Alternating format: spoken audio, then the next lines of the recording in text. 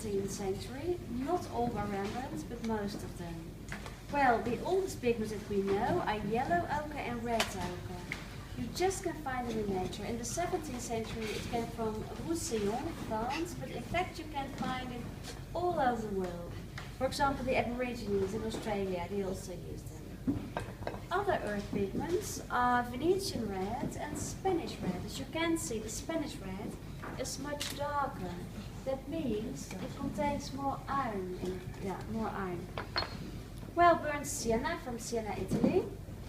Very famous.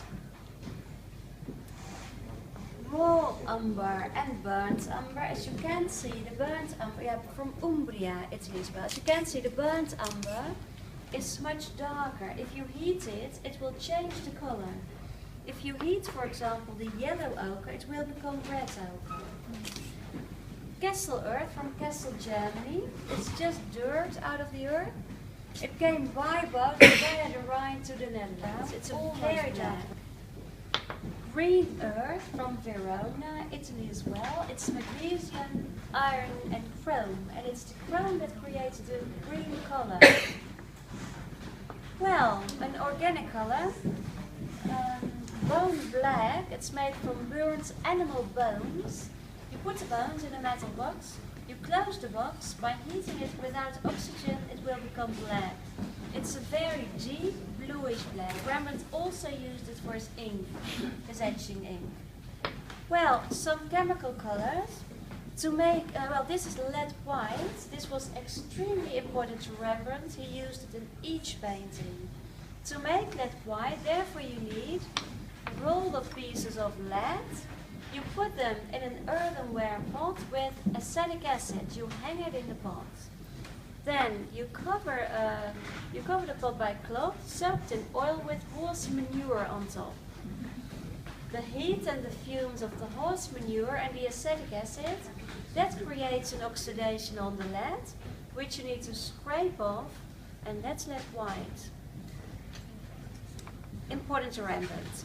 Well, lead tin yellow, you melt tin, add some lead white powder, and a chemical reaction makes it yellowish. Vermilion red, a very bright orangish red. It's a sulfur mercury chemical combination, extremely toxic. Well, the alchemists, they found out these colors. They wanted to create gold, they didn't succeed, but they succeeded in making beautiful colors. Well, this is a very spectacular color, ultramarine. Ultramarine, that means from overseas. It came from far. It came from Afghanistan. This is chemically made. The original is made from this stone. You know the stone? It's lapis lazuli. Yeah, lapis lazuli. You heat the stone, you throw it in cold water, the stone will explode, and then you need to separate the metal from the blue part. The grey parts from the blue. Well, the metal, it's called, it's pyrite, also called fool's gold. It looks like gold. You need to separate from the blue parts by washing it from one sieve to the other. Then the blue parts you need to pulverize. Only 2 or 3% is left as pigment. Lots of work for just a small amount of pigment. This is the original pigment. This was extremely expensive. This was more expensive than gold. Yeah. Well, the client and painter, they made a contract. So the painter knew what he could use of this extremely expensive pigment. Rembrandt didn't use it. It was Johannes Vermeer. He used it. That's the blue. Well, there's also a large painting, I can show you, by Titian, and it's 2 by 2 meters. This is it's hanging in the National Gallery in London, and the blue, that's all ultramarine from the lapis. So this painting must have cost a fortune. Well, let's see. The blue that Rembrandt used was azurite from this stone, and this came from Hungary. It's a surface stone, you find it by coincidence, also quite expensive. Then malachite from Russia, expensive as well. And meadow lake. It's from a plant's root, the Rubia tinctorum. You need to boil the root, the color comes out of it, it needs to evaporate, and then this is left. So the meadow lake. And this color, it was a lot of produced in the south of the Netherlands. It was also used to color, for example, the French military uniform until the First World War. Well, I need to explain you something about this color because this is a dye. There is a difference between a pigment and a dye. Well, a pigment always remains in the form of small particles. You need a medium like linseed oil to make paint, oil paint, but a dye dissolves in water. It's used to color, for example, fabric. Another dye is carmine. It's this color. And carmine, it's made from the cochineal. Have you ever heard of it, the cochineal? It's a beetle. Excuse me. It's a beetle and they live on cactuses in Mexico. It's a parasite. And it's the acid of the female that creates the color. You need 140,000 of these females for 1 kilo of this dye. Yeah. Well, today we use it many times. It's used, for example, in cosmetics as well as in food. Do you ever eat red M&Ms? You do? Not anymore, maybe now. But it's this color. And strawberry flavor yogurt drinks, Campari, jelly bears, lots of, lots of food. It's the E number, the E120. But it's interesting because Rembrandt used it in another way. This is also used as a dye to color, for example, wool. But Rembrandt, well, you can make a pigment from this dye. You need to mix it with a blank fix. A pigment without color, they need to attach. And then you've got the lake rags. And a lake, many times, it's used as a glaze, as a transparent layer on top of another color. I'll show you. Have you seen this painting, the Jewish Bride? Well, in the woman's dress, the red color, therefore Rembrandt used vermilion red, a very bright orangish red. He covered it by lake red as a transparent layer, just to intensify the color. The man's sleeve, it's very thickly painted. I'll show you detail. It's very, maybe you've seen the painting, then you know. But it's just a mixture of lead white with the medium linseed oil, and that creates a very thick, stiff paint. Afterwards, he covered it by the color.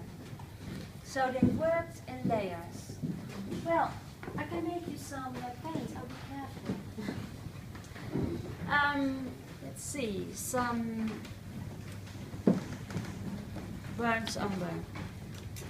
Well, and we do know that Rembrandt used a stone like this. This is a porphyry stone. I'll show you.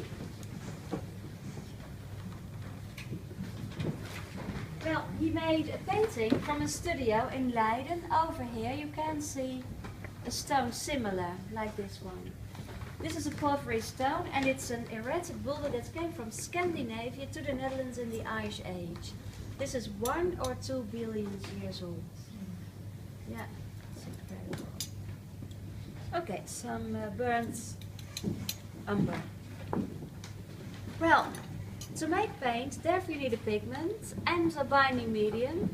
In the 17th century, they commonly used linseed oil. If you crush these linseeds, then you've got this linseed oil.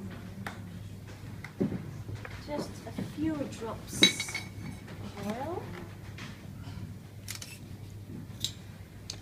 And today we just go to a shop, we can buy any color we like, but in the 17th century they had to make their own paint. For example, the Night Watch, a large painting like the Night Watch, all these square meters of paint, all these layers, there's a lot to make. I suppose his apprentices or assistants made his paints.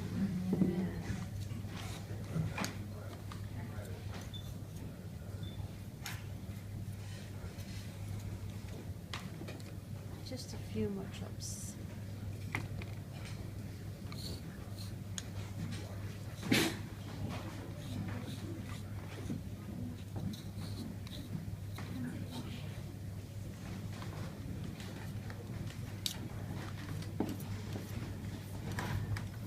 Okay, well, a few more drops. And this is a muller or a grindstone, and I use it to mix it and grind it at the same time. So this is rubbing paint. This is the way to make paint. Yeah, it's hard work.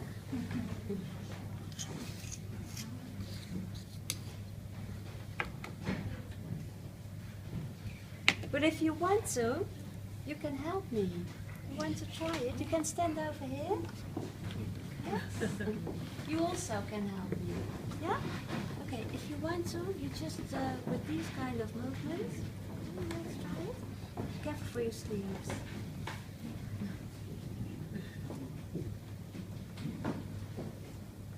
You also want to try it?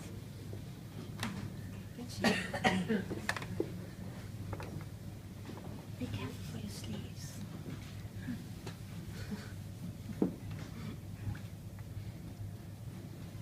Yeah, this is very hard work. It's smooth and yes, It's sticky. It's sticky. Yes, that's it. You want to try it as well? Yes. Can you see that? Thank you. Well done.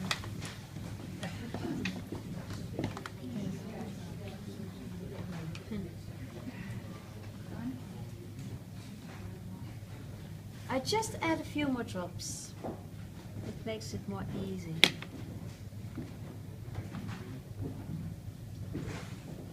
What kind of oil is this? This is linseed oil, yeah, made from linseeds. Okay, shall we test it? Yeah? It's finished. Okay. Thank you. Let's see. Well, there's a test to see if it's. You wanted to try it as well? You wanted also to try it? Okay. Okay. Yeah? Go ahead. And then afterwards we can test it, because there's a test to see if it's finished.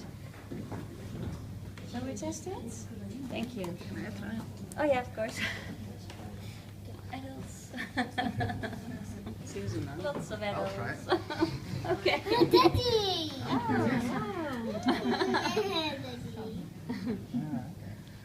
Well, then your father, he knows it as well. Okay, let's see.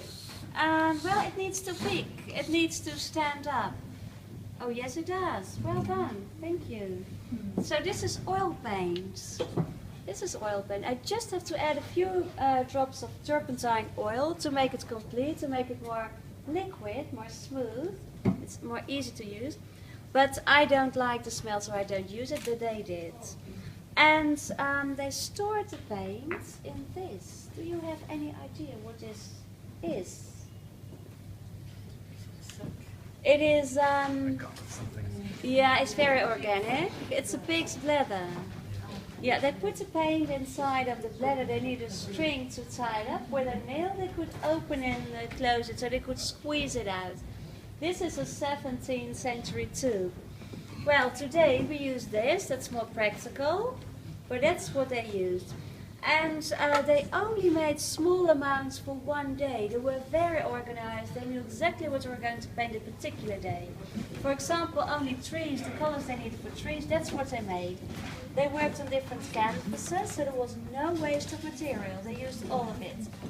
Well, this was made of paint. They had to stretch the canvas and they had to prepare the canvas. I'll show you. Well, to prepare a canvas, therefore you need 2 layers of warmed animal glue. This is made from rabbit bones. As you can see, the glue seals the canvas. It's like a drum. It's, well, you need this layer because the oil paint attacks the canvas, so you need to protect it. Then, on top of this, they covered it by 2 layers of oil paint, a dark ground and a light ground. And then they started setting up the composition with these kind of brownish, grayish colors. Well, this process, it's called dead coloring, without bright colors. And they worked from the rear to the front. For example, for the interior, they started with the rear wall and they ended with the foreground figures. The color came into the painting very slowly. What's interesting, Rembrandt could visualize a painting in detail. I'll show you. Well, for example, this very famous painting, The Anatomy Lesson of Dr. Toe. For this particular painting, he chose a light ground.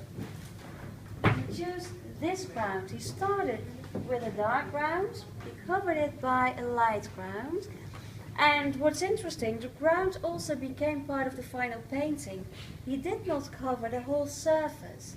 So it means it intensifies the atmosphere of the subject of the painting. It is a very effective way of working. At the same time, the color of the body, it's all over the painting. And that intensifies the atmosphere. So for each other painting, he chose another color. For example, this portrait. Therefore, he used a very dark ground, this ground. So for each other painting, another color, another ground. And in the beginning of his career, he painted on oak. This is an oak panel. To prepare an oak panel, you also need 2 layers of warmed animal glue as well. A layer of chalk and glue to fill the grain of the wood. And a layer of oil paint, just the color that he wanted to use. What's not very known, but very interesting, he made 4 very small paintings on copper plates. He covered the copper by a layer of gold leaf, and then he painted on top of the gold. Well, he experimented a lot with paint. Many times in the still wet paint he made scratches with the back of the brush. As you can see in the beard as well as in the moustache of the man, it reveals the gold. It reveals the gold. Can you see that? And that shows that the ground becomes part of the final painting. It's important. Well, besides his own work, he had lots of pupils, about 40 to 50 pupils, during his entire career. And 4 or 5 at one time, and they were working upstairs. Well, they had to pay him 100 guilders for 1 year. It was quite expensive. And they had to work in the style of the master. When they finished their training, they could develop their own art. Lots became famous. Well, maybe you've seen some of the paintings downstairs. It's a very large painting by Ferdinand Bol, one of his most successful apprentices. Yeah, and today we've got lots of these problems. Is this an original Rembrandt or not? So you can say some were very good at copying. Are there any questions? This is just a detail of the practice in the 17th century. You made a very small quantity of yes. It took you several minutes. Yes. Is that the process? And yes. It took them all day to make the... I suppose that there was always an assistant who made the paint, so he could work, and his apprentices made paint. But yeah, they worked, just by certain subjects. Only clothes, the colors they need for clothes, that's what they made. Yeah. Yeah, you can say their palette was quite limited. Rembrandt didn't use more than these 14 different pigments. It's quite a limited palette, but he was a master in mixing the colors.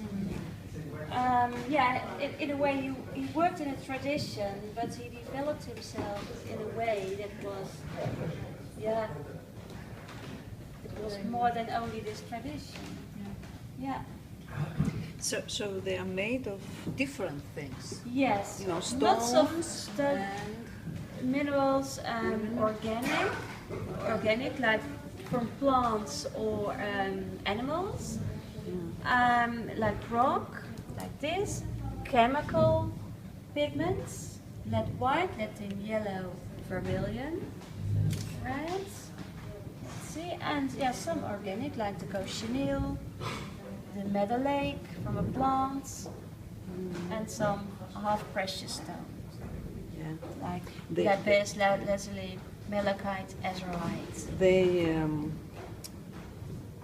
exploded. Yeah, they heat. They hit the Yeah, you're stone. welcome. You're welcome. Bye-bye. In what temperature? Do you know? Oh, I don't know. No. And it exploded? Yeah, and then they threw it in the cold water, Yeah. in very cold water, so Right. it cracks. Yeah, and then yeah. they crushed. Yeah, and then they crushed it. Yeah. Yeah. Thank you very much. You're welcome, and enjoy the etchings upstairs.